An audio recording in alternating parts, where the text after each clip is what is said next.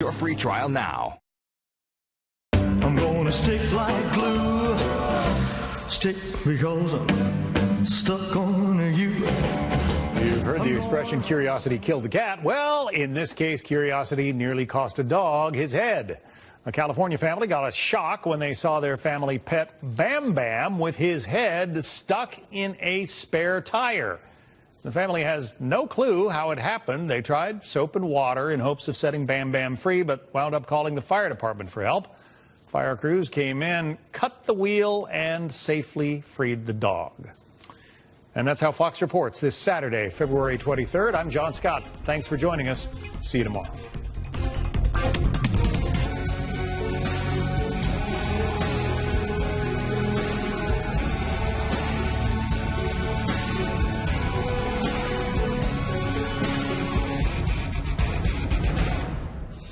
Hello, America. I'm Mark Levin. This is Life, Liberty, and Levin. We have a great guest, General Jack Keane. How are you, sir? Good to see you, Mark.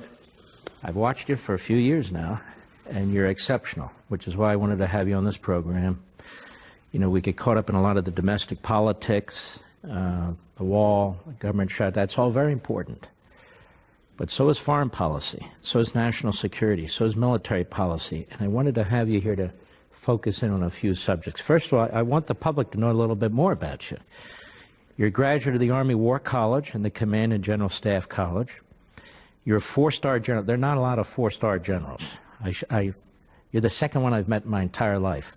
You completed over 37 years of public service in December 2003, culminating in your appointment as Acting Chief of Staff and Vice Chief of Staff of the United States Army. You have a career as a infantry paratrooper, a combat veteran of Vietnam, decorated for valor. You spent much of your military life in operational commands, where you had trips in Iraq and Afghanistan, and you advised senior defense officials with multiple visits during the surge period, and you provided assistance directly to General David Petraeus.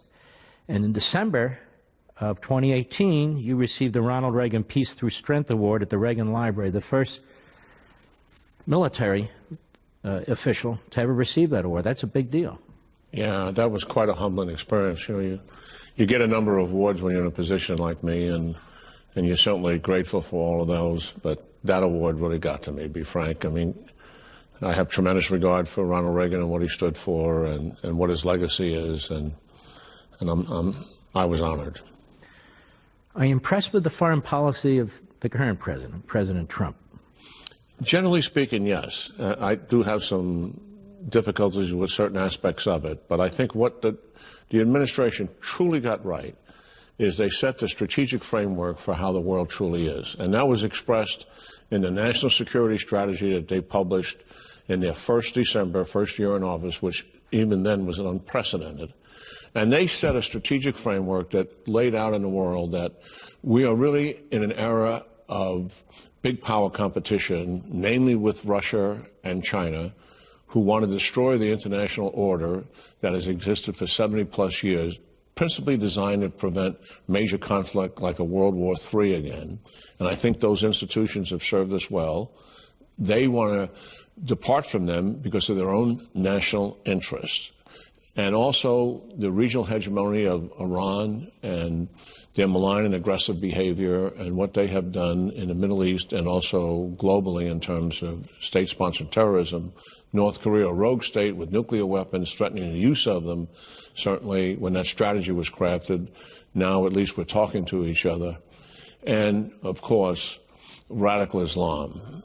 Middle East, the breeding ground for it, but the truth is it's on just about every continent, and it's thriving, and it's growing. So that strategy that they identified, I think they got about right. It was a major departure from, I think, the pretend strategy that we had under the Obama administration, where we did not want to step up and identify these challenges in the world. I think, I'm only speculating now, largely because they didn't want to have to deal with them and be held accountable for a strategy to cope with these realities. Isn't non-involvement or non-engagement or a pretend strategy, isn't that provocative? I mean, our enemies see it, and they say, okay, Obama or whomever, they're saying this, but they don't really mean it. And then you have the invasion of Crimea. And then you have the beginning of these phony islands in the South China Sea. And then you have Russia moving into Syria and so forth and so on. I want to break each one of these down. Let's start with China. I'm just a pedestrian, but I see China as a major, major threat because of all the focus and resources they're putting into their military, and not just, troops. Their strategic decisions, their space warfare activity that they're really leading on, stealing our technology, which they not only use for civilian purposes but military purposes, constantly claiming more and more navigable waters that belong to the Philippines or belong to Japan. And do you see China as the grave threat that I do? Yeah, absolutely. Indeed, so does the administration. The National Defense Strategy identified China as the #1 strategic long-term threat to the American people and the security of the United States. I spent a year-long effort on a commission looking at the National Defense Strategy and also how it's being implemented. So I'm intimately familiar with what our challenges are here. First of all, many people in the United States, after Deng Xiaoping started to conduct economic reform and open up China's marketplace and move towards capitalism, fell in on China. Our business leaders fell in on them, strategists, analysts. Like 25 years ago or so. Yeah, 2+ decades, absolutely right. And the thought is that if we help China along in terms of developing them economically, that political reform will follow. Well, we lost that bet, because that hasn't happened. China has doubled down on authoritarianism. They are fundamentally run by a very closed Chinese Communist Party. When you think of China, you just shouldn't think of all the wonderful things that's inside the culture of that country. You've got to think about who runs it. Chinese communists run it. And they run it with absolute iron hand and control of the people. What they're about is now in writing and in public discourse. It used to be in the closet, so to speak, until President Xi came along. And he has set some serious, formidable goals for them. One, to dominate and control the Pacific, the Asia-Pacific region at the expense of the United States, and to try to drive us out of there and cut off the relationship that we have with our allies. Two, is to replace the United States. In the late 2030s, early 2040s, replace the United States as the world's global leader. And they are about doing this, and they have a couple of pillars to accomplish it. One is they're economic predators, and they use that engine of investment in emerging countries to pull them to them with some pretty tough behavior, which they put money into these countries. The countries default on loans. They take over the infrastructure projects that they were promising. They don't deliver a quality product. As a matter of fact, they only use Chinese labor when they're doing it, and they insist on Huawei, their service system, to be the main driver in that country, and their telecom units as well, which means they're taking over the personal intelligence of the people in that country for generations to come. They're opening up seaports because they want to be a global power like the United States, so they have a Navy base in Djibouti. They have another one that they're developing in Pakistan, and they are taking over many of the ports that are in the key choke points around the world in terms of operating those ports. Who runs the Panama Canal? China. China runs the Panama Canal. They help operate it. Mm-hmm. They have a foothold there, effectively. They have a foothold there, and for why? For obvious reasons. It's of strategic influence in the world today, and it helps to control commerce. They're South China Sea. They've militarized the South China Sea, which they told President Obama they really weren't doing, but everybody knew they were doing it, to include our intelligence services that were working for President Obama. They militarized the South China Sea because half of the world's economy passes through the South China Sea. And in a time of conflict or unrest, they want to have control. 62% of their oil comes out of the Middle East. They know that the United States carrier battle group could tie that up in terms of confrontation, and it's the Achilles heel right now of China. That is why the port exists in Djibouti. That is why they're building another one in Pakistan near the Indian Ocean. They want to have economic influence initially that will give them geopolitical influence and ultimately control. What you're suggesting here is they are preparing for, not necessarily ready to launch, preparing for an offensive war against the United States. Why else would they be doing all this? Okay, that's a great question. And I'm going to disagree with that a little bit. Yeah. Okay, they saw Desert Storm, 1991, the prowess of the United States. Before that, we had been involved in Vietnam, protracted war, and on low technology. We recovered from that largely due to the Reagan administration, which got us on a proper footing with the Soviet Union and upscaled all of our military capabilities. The American people didn't really know how good we got until they saw that. Well, guess what? So did Russia, and so did China see that, and it spooked both of them. As a result of that, and then the Iraq invasion in 2003 was another data point for them. They made this conclusion. One, we don't want to fight a war with the United States, a conventional war, a high-end war, because of the capabilities they have. Two, what we need to do is get those capabilities ourselves to a certain degree, and in certain cases, have special capabilities that the United States doesn't have. So in the event we have to fight that war, that we're not going to be disadvantaged. But here's the key thing that they've done. China wants to avoid conflict with the United States, so they have developed what I'm calling gray zone operations to conduct operations below the level of conflict that will get them the same results that conflict would get, which is what? Geopolitical control and influence. So South China Sea, East China Sea, areas around Japan and Taiwan are all about intimidation, coercion, undermining civil society, undermining governments, taking over media operations that have the spin that they want as far south as Australia. This is a major campaign. They have 130,000 commercial fishing boats that work for the PLA. It's the People's Liberation Army, all militarized with proper GPS and also radio communications to do what? To intimidate and coerce other fishing rights that countries have in the regions. Day in, day out, week in, week out, month in, month out, they're wearing down these countries in terms of their own sovereignty. They violate their air and maritime rights on a regular basis. And they're trying to demonstrate to those allies, to those countries who are mostly all allies of the United States, that look, the United States can't help you here.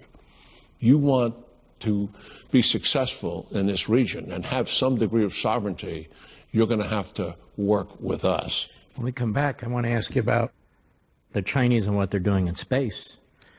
And it appears India has awakened to what China's doing, too, when we return. Ladies and gentlemen, don't forget, most weeknights you can watch Levin TV. Levin TV. Just go to blazetv.com/mark to sign up, blazetv.com/mark, or give us a call at 844-LEVIN-TV, 844-LEVIN-TV. We'd love to have you. We'll be right back. Now, General Keane, as I mentioned before we left, they're also militarizing space. The Russians are, too. We'll get to them in a moment. They're militarizing space to do what?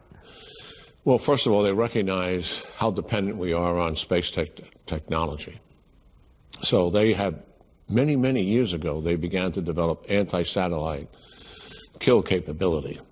And now it's a major endeavor of theirs. And here's the reason.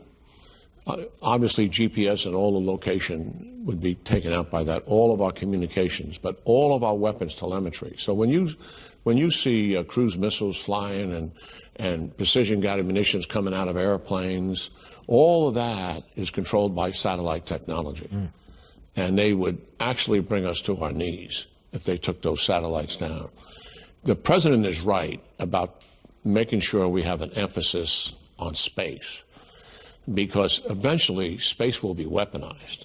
We will have capabilities flying around in space on space stations that will be weaponized to kill other things that are passing through space, like missiles, airplanes, or whatever. is passing through there, they're going to take it out. So we've got to stay involved, technology and space. The Chinese, in some respects, have caught up to us in terms of satellite technology, but they're ahead of us in terms of anti-satellite technology. Because I read that the Obama administration cut off resources for it. And so the Chinese are moving as fast as they can, and the president's trying to play catch-up to what the Chinese have done.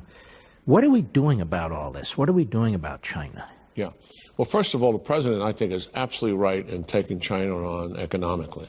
It's obviously not my expertise, but nonetheless, clearly, intellectual property theft, forcing joint ventures on our business companies, and the tariff imbalances are pretty significant.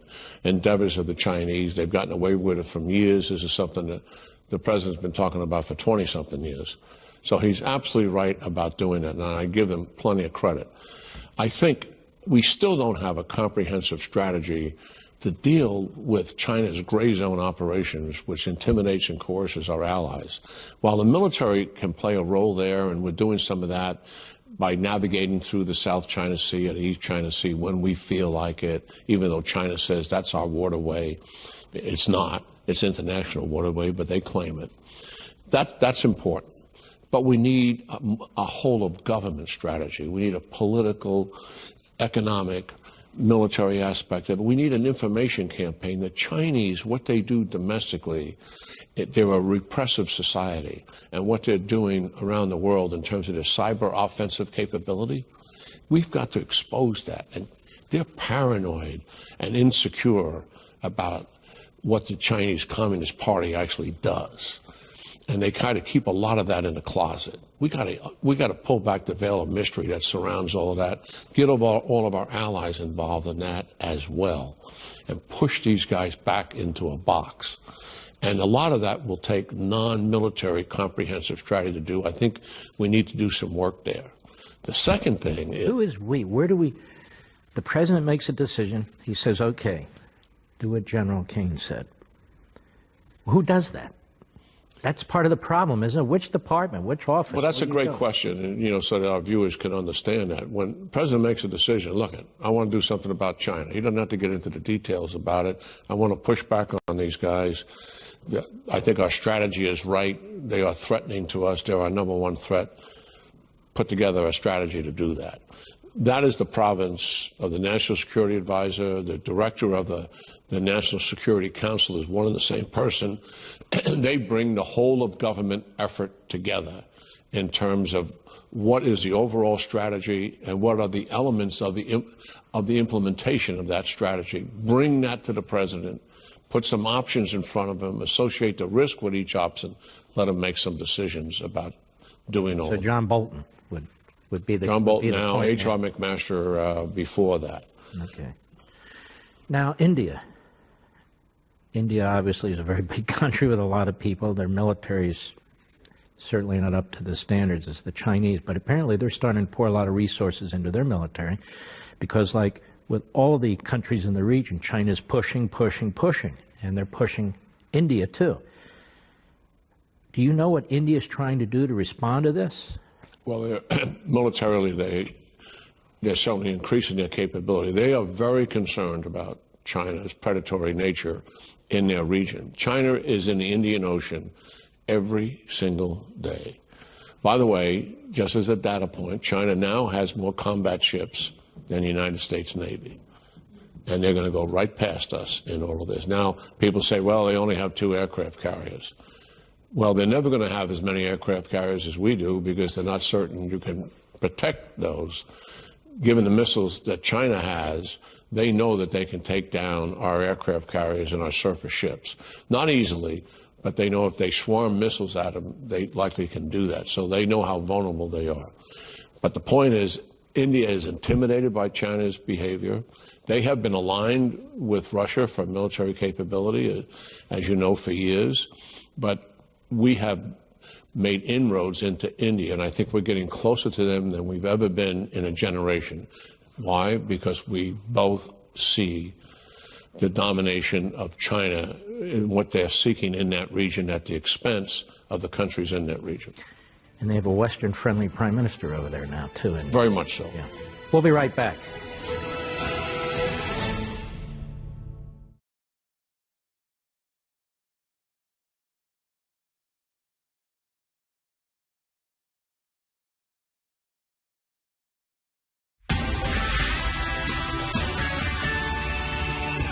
Live from America's News headquarters, I'm John Scott. Special counsel Robert Mueller's office makes public its sentencing memo on former Trump campaign manager Paul Manafort. The memo, submitted last night but released today after being reviewed and parts redacted. It accuses Manafort of, quote, repeatedly and brazenly violating the law. Singer R. Kelly being held on a $1 million bond in Chicago. He was charged Friday with 10 counts of criminal sexual abuse against 4 females, 3 of whom were minors. The alleged crimes took place between 1998 and 2010. I'm John Scott. Now, back to Life, Liberty, and Levin. General Keane, Russia. You know, it's a relatively poor country. It's got the GDP of Texas. It doesn't have an enormous number of people, relatively, again speaking. And yet, under Putin, they're really focused on R&D on their military, too, aren't they? Oh, yeah, very much so. You're right to start with some of the challenges that Russia has, because they are significant. They're the largest country landmass in the world. They have 150 million people in it, which is half the population, less than half the population of the United States. Of the industrialized states, they're number 1 in HIV. They're number 1 in respiratory and cardiovascular diseases. They have an enormously high alcoholic problem in their country, and they've had that for generations. And their economy is in a tank. The ruble is in trouble. Inflation is spiraling out of control. And they're a one commodity product country in terms of oil and gas, and very dependent on what the prices in the market are for all of that. All that said, Russia, I think, because of Putin and the leaders around him, having suffered through the collapse of the Soviet Union, they were much younger when that took place, and they certainly are frustrated by their leaders, who they hold accountable for that loss, are energized, intensely so, about returning Russia to a world stage and to a sense of greatness for the nation. And if any of our viewers have ever spent time in Russia, being around the Russian people is a good thing. They're good people. They're hardy people. They're tough people. 22 million of them were killed in World War II, standing up to Nazism and that aggression. They got within 30 miles of Moscow, and they made that army turn around defeated. Quite remarkable what they did. They have pride. And Putin knows that. He knows that population will suffer and be willing to suffer. So that's what he does as a strategy. He creates this myth that the United States is really the aggressor in the world, that we've caused all the problems in the Middle East, in Afghanistan, that we are the strategic problem. And what has to be done is we must contain the United States. And NATO is also a threat to us, much as Germany was a threat to us in the past. They could possibly be a threat to us in the future. And it's true. While we don't believe that Europe is going to attack Russia again, as Germany did in World War II, the Russians have it in their psychic. A Frenchman was there in the 19th century and put Moscow on fire. A German was there in the 20th century and came mighty close to doing very much the same thing. They want a buffer on their western border that they had post-World War II all the way up until 1991. That's Eastern Europe. All of that is largely in NATO now. Putin is fixated on NATO. He wants to weaken it, the transatlantic alliance that has served us so well for all of these years. Now, there's challenges with it, to be sure. A lot of those governments are social democracies, and some of those leaders are feckless. They won't stand up even to protect their own people, much less the alliance. And some of them lack spine in terms of what their predecessors were like. Henry Kissinger said once they move down the line of social democracies, the Europeans will find it difficult not only to fight for somebody else, but even to fight for themselves. And I think that prophetic statement that he made 30 years ago has turned out to be somewhat true. All that said, The NATO alliance is very important to us. Russia wants to weaken it. They eventually want to break it. And they want to weaken the United States' will to be a global leader in the world today. And yet, there they are in Syria. I think they're even in the North Pole. They're trying to move out. They are developing weapons systems, hypersonic weapons, as the Chinese are too. Is Putin just an irritant, or is he a serious problem? Isn't he also building alliances with the Chinese? Yeah, I think Russia today is a threat. There are adversaries, to be sure. And because of Putin's aggressiveness and his lack of patience by comparison to the Chinese, I think he's much more of a near-term threat for us. The economic burdens and social burdens that we just discussed are a millstone, and it'll become much more of a mother lode for them as time goes on, and it'll actually weaken the nation state and its capacity to wage a major war. But I'm telling you, Mark, on the commission I was on for the National Defense Strategy for a year, well, I can't get into all the details of it. We certainly provided it to the Congress. In a general sense, if we had a deal with Russia in Europe today, we're an ocean away. We have very little capacity there for the United States. It's not what we had post-World War II for all of those years of the Cold War.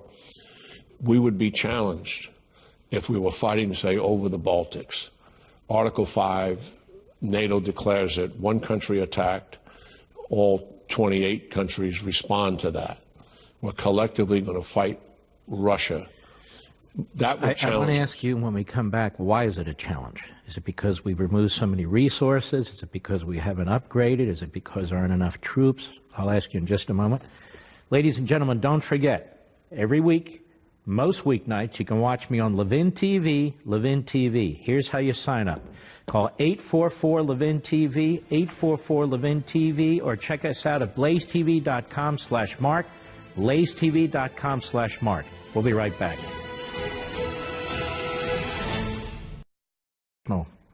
Warfare, why is that? Well, first of all, they've been very successful operating below conventional warfare, using hybrid warfare, where they create civil unrest using their special operation forces to do that.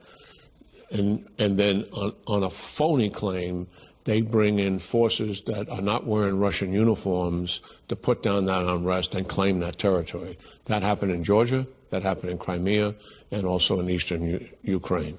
That has been successful. They do that because they want to paralyze decision makers as to whether this is really a real war or not. Should we go and help the Ukrainians or not?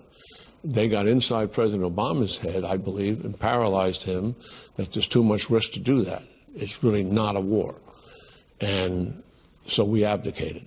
Very successful strategy. However, they're also preparing for the potential of a conventional war with us. And if we had to fight with them over Eastern Europe, we have to get there. We're an ocean away. We would struggle with that. Our commission concluded our casualty rates for personnel and high-value assets, ships and airplanes in particular, some of our most sophisticated, would be at rates we haven't seen since the Korean War and World War II. And that, I think, is an absolute fact. Because of the same technology the Chinese are working on? Yeah. China and Russia are using the same asymmetric capability. When they saw Desert Storm and the Iraq War, as I mentioned before, high-end conventional warfare by the United States, they realized the only way you could win a war against the United States, you would have to take away the air power premise and prowess that we have. And that's just not airplanes, it's cruise missiles, it's the whole ensemble of it. They blind us. Yeah. And once you take that away, whatever they're doing on the ground, say in Europe, it becomes very vulnerable to their tanks, airplanes, and missiles. So if we were fighting over the Baltics, they have at Kaliningrad offensive ship missiles, long-range missiles, and they can bring up to the border of Russia strike bombers using cruise missiles that can range every airfield we have in Europe and every port that our ships are coming Well, now, into. let me ask you this, and I don't want you to give away any national security secrets. Can we do the same to them? We can do a lot of damage to them, but we have to get there. See, in the Cold War, we were pre-positioned there. We had stocks in warehouses, and we had 400,000 troops. No one is suggesting we need something like that today. But we have to increase our deterrence.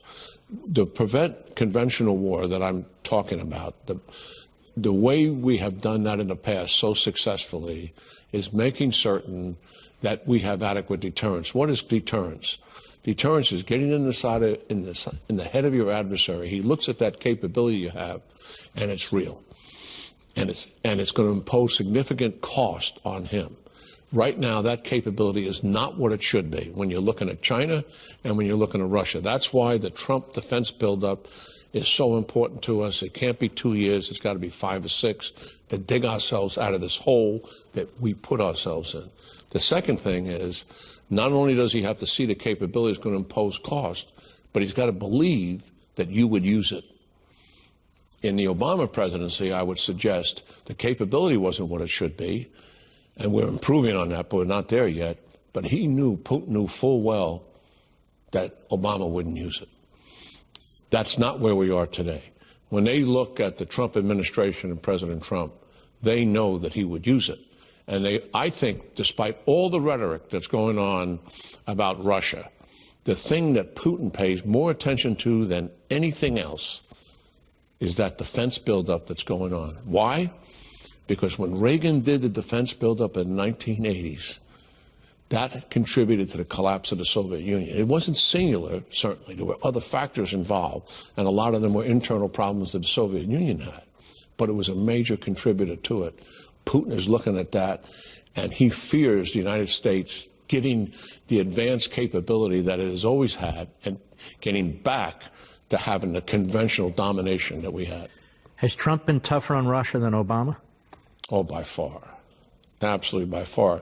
What happens is you're the president, and it mystifies me a little bit, I mean, just to be frank about it, and is that he goes way out of his way to want to be friendly with adversaries.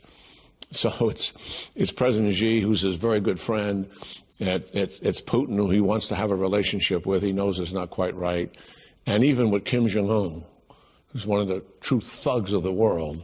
But I give him some concession here because I think the motivation is simply this. He knows full well that these are adversary nations. They're much more than competitors to the United States. He'll maybe use that word to be nice, but he knows full well these are adversaries. And these are countries that can clearly threaten the security of the United States. But I think what he believes is, based on his own personal attributes, he thinks if I can have a decent relationship with an adversary, maybe we can make some progress. But he's been tougher on every one of those countries you mentioned than Obama ever was. And that's the bottom line. He's tough where he needs to be tough most of the time. And I think these other, as you were saying, these other leaders, they either respect him or they fear him or they're not sure what to expect of him, but they're not taking provocative actions right now because of him. We'll be right back.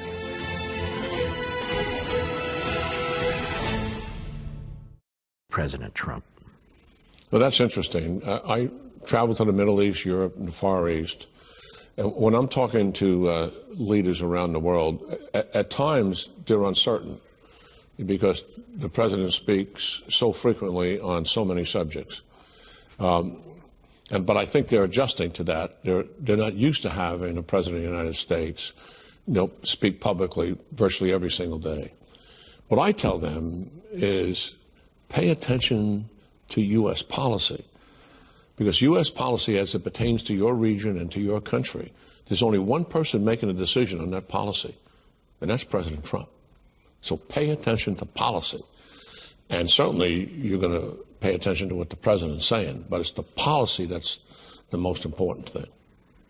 Iran. How do you think the president's handled Iran? He went to Riyadh last summer, 55 leaders in the room, and he told them this. He said, I stand here with you, and I want to cooperate with you to standing up to the number one strategic threat in this region, which is Iran. And I know the administration has been trying to stitch together a closer alliance with the Middle East nations, sort of like what I'd call an Arab NATO, which I think is very much needed.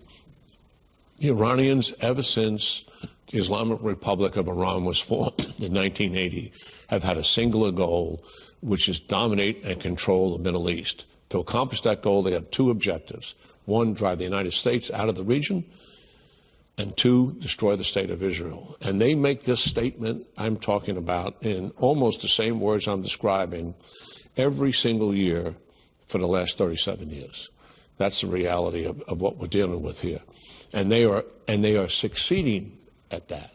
What's the measure of that success? Control of Lebanon, almost total control of Syria, except for the portion where we are in eastern Syria, more political influence in Iraq than what we have, beginning the civil war in Yemen for the single purpose of encroaching on Saudi Arabia, because Yemen is to the south of that, and that is the prize that they have been after, so they can squeeze Saudi Arabia from Syria and also from the south. Cut off the water lines.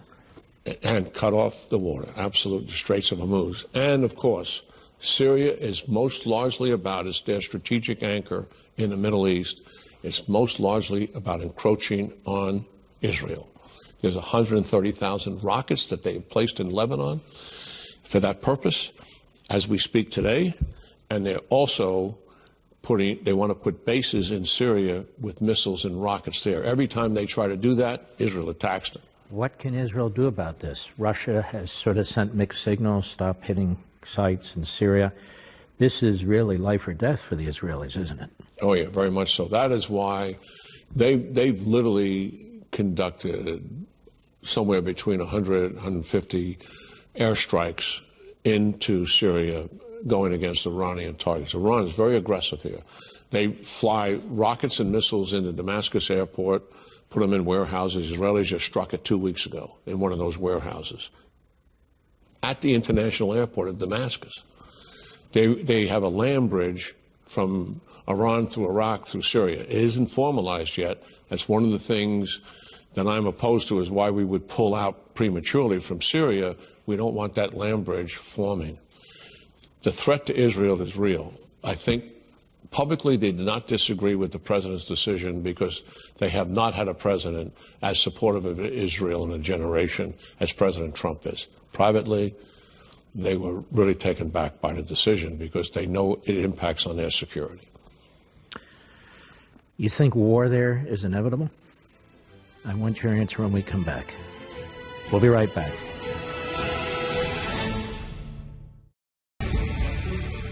So, General, war between Israel, Iran, or some collection of countries in the Middle East, is it inevitable? Yeah, it's more likely. And I think the success they've had in Syria, particularly if they're able to gain control of the entire country, will contribute significantly to it. And they try to avoid direct confrontation themselves. They use their proxies, and they've been so successful at that. It started right after they took over the country, the Iranian country, from the Shah. When they blew up the U.S. embassy in Lebanon, they using their proxies, Marine barracks proxies, Air Force barracks in Saudi Arabia, 4 years in Iraq, targeted on killing American soldiers, a 10-year hostage-taking program that they sponsored. They killed our CIA station chief, and it damaged the Reagan presidency, where it nearly brought the presidency down. What they would do here is use their proxies again from Lebanon, from Syria, multiple locations firing simultaneously into Jerusalem and Tel Aviv, imposing casualties on the Israelis that they have never seen in their history, rather significantly. That would lead to major confrontation. I believe an Israeli response to something like that, and I think this is what the Iranians are not anticipating, they would go full throttle into Lebanon. And if that wasn't enough, they would go to Iran and take as much of their military capabilities out. That is war. And the Iranians are serious when they say every single year, drive the United States out of the region is our objective to accomplish our ultimate goal and destroy the state of Israel. And they are about that business. And I think the leaders of Israel know it.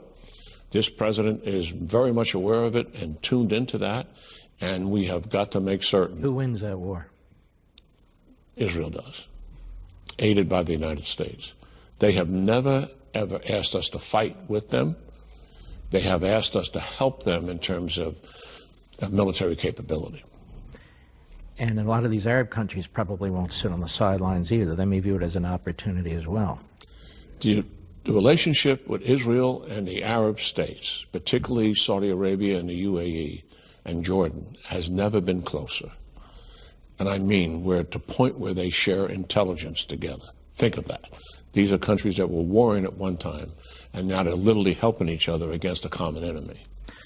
Yeah, because just, again, as a pedestrian, I don't see Israel sitting there and only fighting in Lebanon. If they're taking it in Jerusalem and Tel Aviv, they're going to say, okay, we're going to hit Tehran, we're going to hit their government center, we're going to hit their military centers, and we're going to hit them with everything we've got.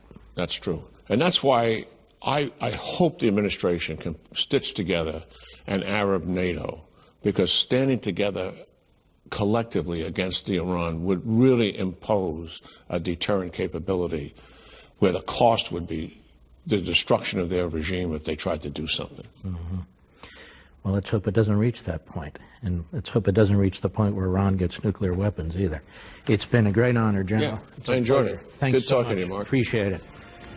Don't miss us next time on Life, Liberty, and Levin.